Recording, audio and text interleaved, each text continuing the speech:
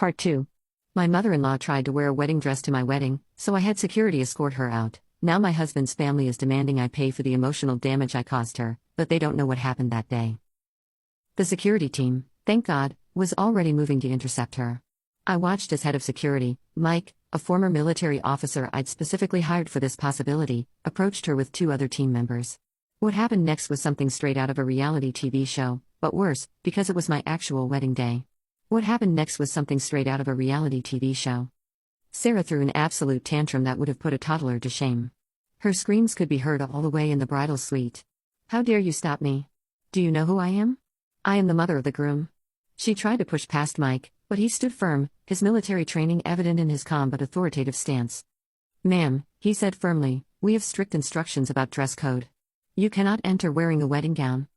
"This is not a wedding gown," Sarah screeched, despite wearing a dress that literally had bridal collection tags still hanging from it. "This is a formal mother of the groom dress. You're discriminating against me.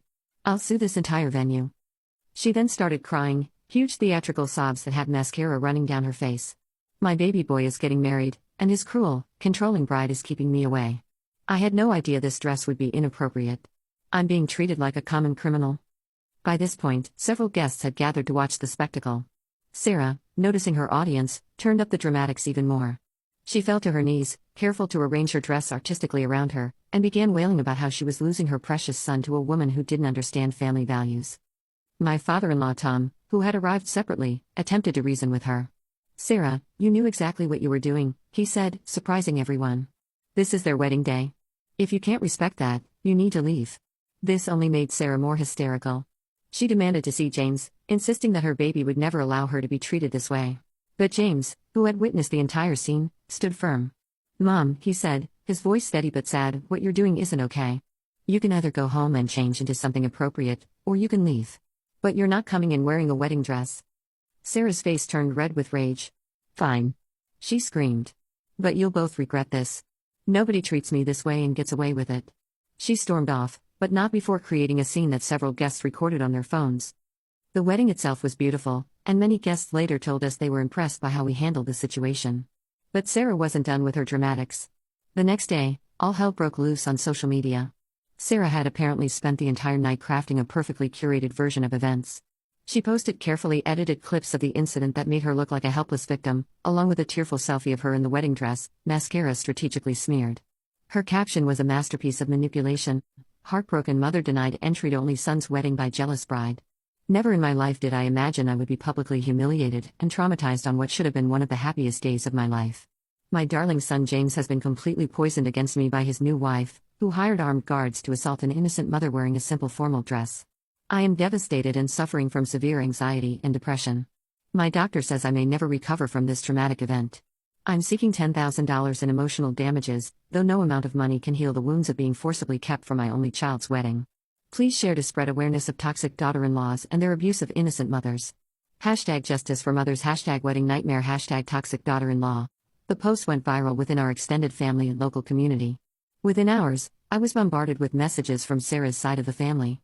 Her sister Karen, who I'd never even met, sent me a 3-page text about how I was Satan incarnate and had destroyed a beautiful mother-son relationship.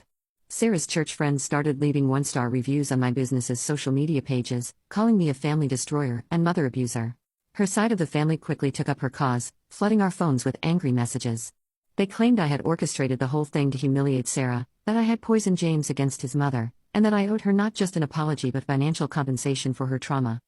What they didn't know was that I had evidence of my own. My sister had kept records of Sarah's visits to the bridal boutique, including her explicit comments about wanting to show up that girl, meaning me, and remind everyone who the most important woman in James's life really is. We also had security footage of her attempting to force her way into the wedding, as well as statements from multiple guests who had overheard her bragging about her plan to steal the spotlight. I decided to fight fire with fire. I created a simple social media post with all the evidence, the boutique records, the security footage, and guest statements. I included screenshots of text messages where Sarah had admitted her plan to various family members, proving this was no misunderstanding but a calculated attempt to ruin our wedding. The response was immediate and overwhelming. Family members who had been attacking us suddenly went quiet. Sarah's social media posts mysteriously disappeared. Even her most ardent supporters couldn't deny the evidence that she had deliberately planned to disrupt our wedding. The final blow came when Tom, my father-in-law, publicly sided with us. He revealed that Sarah had been planning this for months, and that their marriage had been strained by her obsession with ruining our wedding. "I've enabled her behavior for too long," he admitted in a family group chat. "What she did was wrong, and she needs to accept responsibility for her actions." Sarah's response? She's now claiming she needs therapy for the trauma of being publicly humiliated and is threatening to sue us for defamation. But her threats ring hollow. We have truth and evidence on our side. James has made it clear that until his mother seeks real help and offers a genuine apology, she won't be part of our lives.